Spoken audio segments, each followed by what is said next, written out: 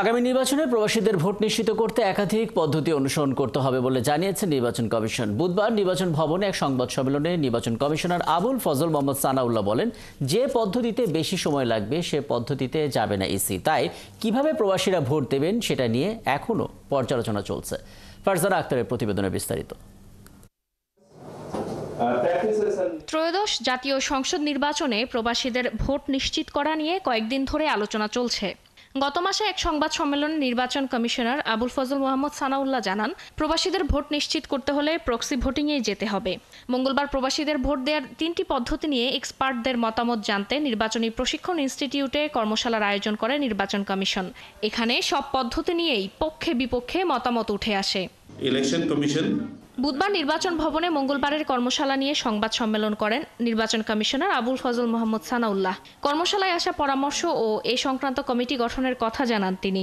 আমাদের পরবর্তী পদক্ষেপ হচ্ছে, যেটা আগেও আপনাদেরকে জানিয়েছিলাম, কালকে যারা আমাদের সুপারভাইজারি টিম ছিলেন প্লাস কালকে যারা প্রেজেন্টেশন দিয়েছেন, এদের মধ্যে থেকে দু একজন বিশেষজ্ঞকে আমরা সম্পৃক্ত করে একটি অ্যাডভাইজারি টিম গঠন করব। আজকেই সেটা গঠন করা হবে এবং তারা আমাদেরকে বিনীতভাবে তারা সহায়তা দিবেন বলে জানিয়েছেন।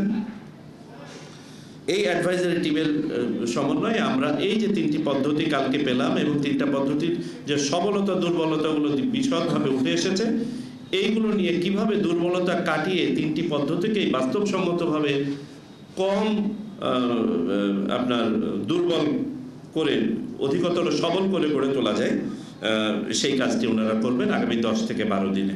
তিনি বলেন, বড় পরিসরে প্রবাসীদের ভোটের আওতায় আনতে হলে প্রক্সি পদ্ধতিতে ভোট নেওয়া সমর্থন করছে ইসি।